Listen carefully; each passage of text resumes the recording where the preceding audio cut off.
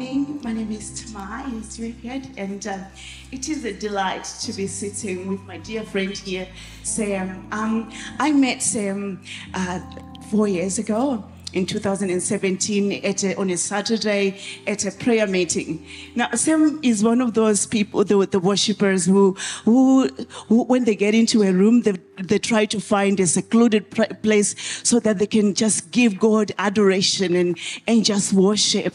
And I was in this meeting and I was watching Sam, and tears were flowing down her face, and she was just adoring God. And after the service, I intentionally went to Sam to say hello. I really wanted to connect with her, and we had a chat. And to my surprise, when I left this prayer meeting, I went to my office and I thought I was just going to pick something from my office, and the executive director for the center was there, and I find myself having a persuasive conversation with him for an exemption to hire Sam to come and work for the center. To cut the story short, on a Monday morning, I was writing this exemption to HR, and Sam, within 2 weeks, Sam came and was working alongside me at the ANU. It's just amazing what God can do, and what when we just there. And now we're going to be talking here with Sam. So when she worked at the university for 6 months, I just felt in that 6 months there was this fellowship which was forged in the spiritual realm, where Sam and I sat and we will pray and we will laugh and we will eat chips and we will cry, laugh, and we will sing again. And I believe that in the 4 years that I've known Sam, it was all leading to this dialogue that we're going to have here about healing the country. Sam, welcome. Good morning, Tamai. Thank you so much for your lovely welcome, and to everyone that's been so welcoming to me today. I just feel really privileged, and thank you for your kind words. As a representative of my people today, I don't speak on behalf of everybody, because my ideas and my words aren't necessarily everyone's, but I do have the opportunity and privilege to advocate in my roles at work and in my life. So today is really just a privilege to actually be with you all and just share a bit about myself and my culture. I'm a proud Murray woman from the Cape. As you can see, I'm dressed head to toe in all the winter woolies, because I was born in the tropics and the cold just doesn't agree with me. So as you can see, there's layers and layers upon layers. And yeah, I just really thank everyone for the wonderful warm welcome this morning. We're going to jump into it.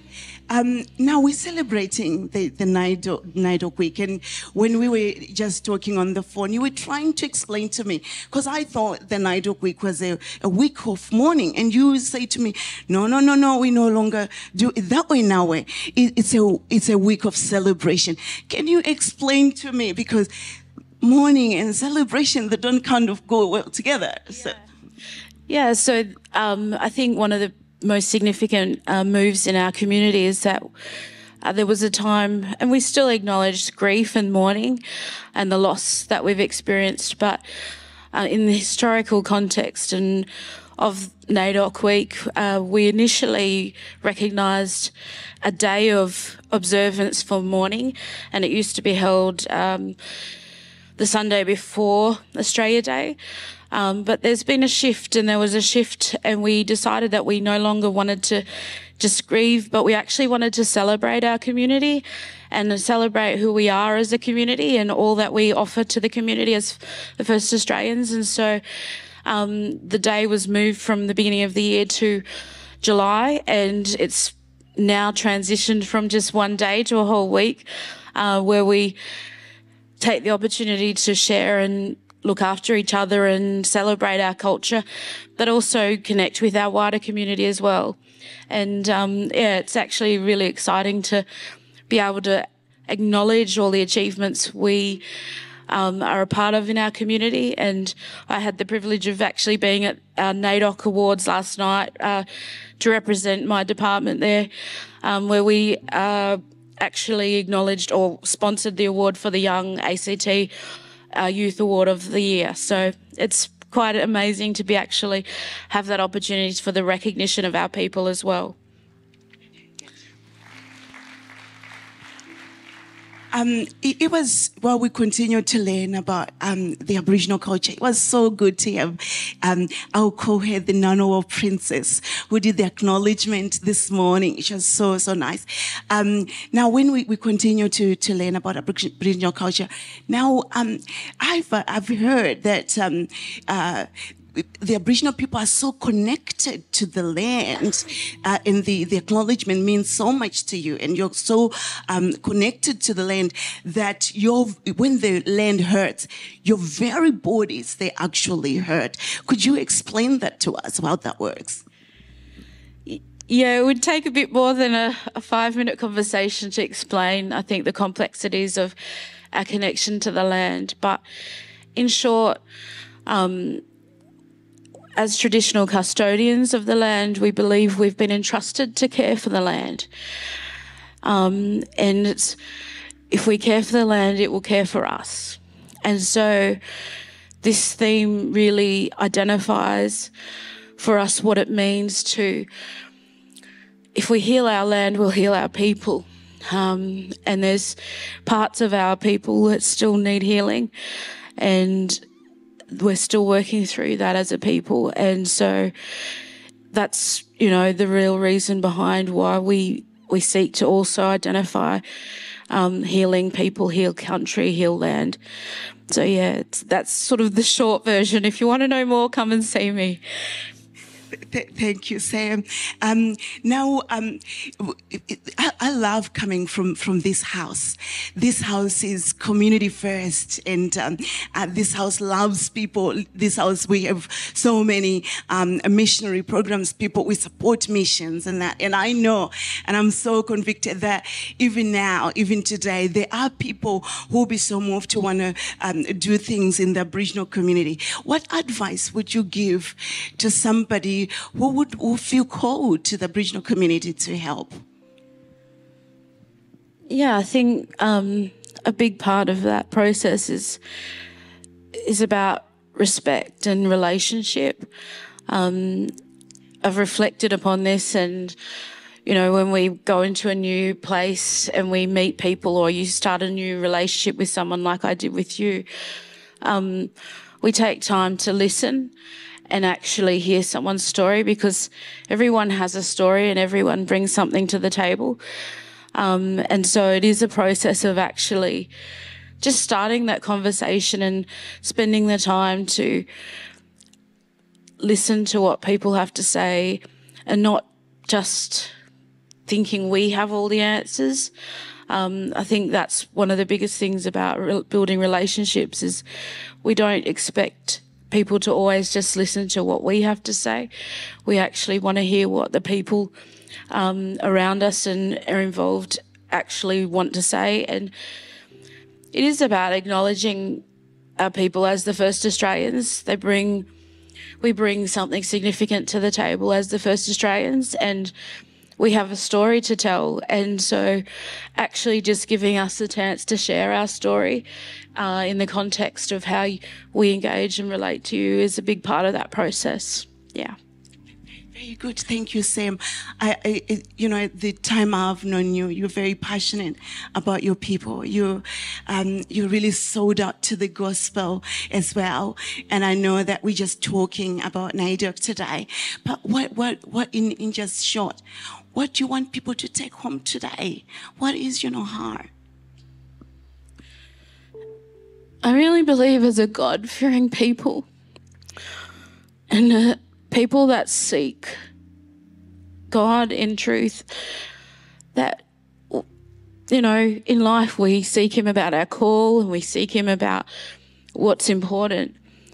And I guess I want to put this out to people is, what is it God's saying to you today about the Indigenous peoples of this land, the first Australians? What is it you're hearing in your heart about what God's putting on your heart? Because it is a journey, and we're all part of that journey. And yeah, I think it's a very personal thing. I think our relationship with God is a very personal thing. And sometimes we can get confused and distracted by what people think or what the media might say. But actually, that would be I don't want to say challenge, but I guess my advice to people is, what is God actually saying to you about the first Australians in this nation? And is God actually speaking directly to your heart today about how you can listen, build relationships, connect with people in every walk, every day, your everyday walk, wherever you are, just the way you connect with him. You just never know who it is you might touch or reach just by having a conversation. And I think that's really probably it. It's not complicated, it's simple. And, it just reminds me of Jesus. Wherever he went, he just met with people where they were at. He didn't make it complicated. He just had a conversation and they listened and they responded. So, yeah, just whatever you feel moved to do in your heart, I think that would be awesome. How beautiful, how beautiful. Thank you so much, Sam, for speaking your heart. I love you. Yes. This is home for you. Sam has been in this house, so she's not a stranger in this house. You most welcome any day, and she lives just across. So you most welcome to this house. And when I was just thinking about how we're going to have this conversation and my reflection on NAIDOC week, God brought to my heart the message that Pastor Sean brought to us a couple of weeks ago about lamenting. And I saw him moved like never before. And I went home, I read the book of Lamentations twice. I said, God, I want to get the revelation that he had. And in conclusion, I found that, we lament when we are moved by something, when something touches us. There is no solution to it on this earth, and we lament to God. And it just really settled my heart, and I'm moved by the Aboriginal issues. As we go home and we think how we can participate in our own ways in this NAIDOC week, I feel God is calling us to partner with him according to his word that says, mourn with those who mourn. And I think this is just beyond a NAIDOC week. May I just, while we go home and think what we're going to do, may I just leave you with a reminder of the word of God in Chronicles 7:14, which says, if my people who are called by my name, who humble themselves and pray, then I'll hear from heaven and I will heal the land. God is going to heal the land. And I believe that prayer is a secret weapon to what we are seeking, to the healing that we are seeking. It's all hidden in the prayer.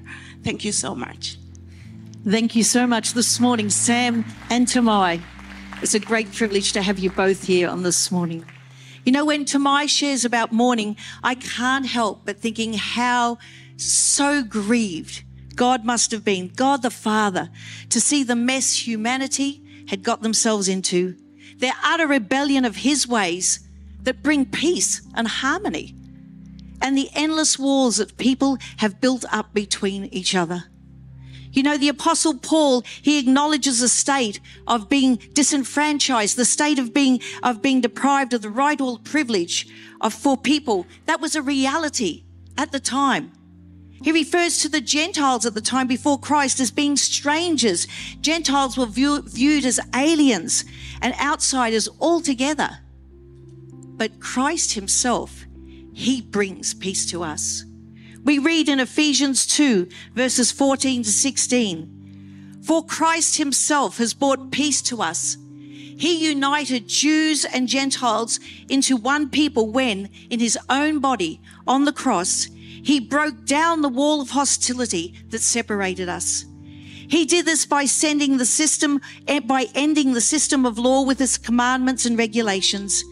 He made peace between the Jews and the Gentiles by creating in himself one new people from two groups. Together as one body, Christ reconciled both groups to God by means of his death on the cross.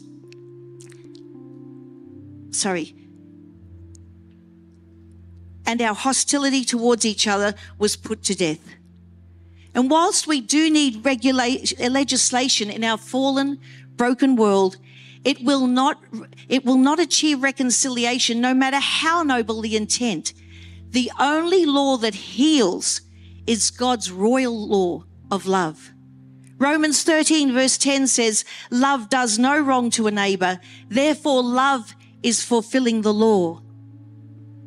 On the cross, Jesus broke down the walls of hostility, and we need to be careful that we don't build them back up again.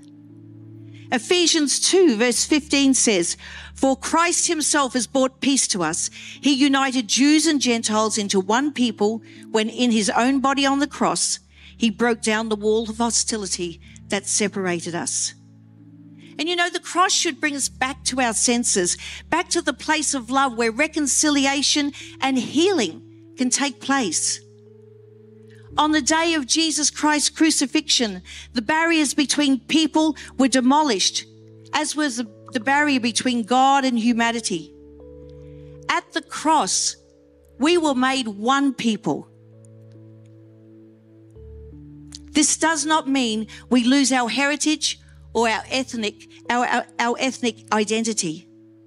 If we identify with Christ, we must identify with others who identify with him. Through what Jesus accomplished on the cross, our only means of reconciliation and redemption, we are brought near to each other and to God. And I love it that on the cross, Jesus made sure the door to entering into relationship to him could never be closed again. When those nails went into his hands, those nails nailed that door open.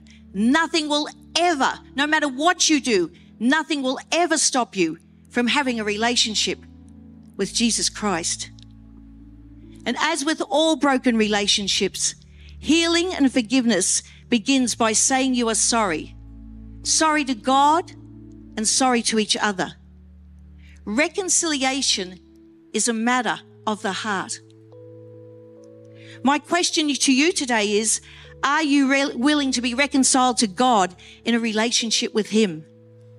No matter what has happened in your life, God's peace and healing can be a reality in your life when you ask him to come into your heart. The great news is Jesus isn't dead. We talk about him on the cross and what he accomplished, but he didn't stay dead. He is not dead. On the third day, God raised him from the dead, and we can have an opportunity to have a living and vital relationship with a living Savior. If we want true healing for our land and for our nation, then it starts with us having true healing in our hearts, receiving God's love and allowing his love to overflow and work through us to every facet of our lives and to others.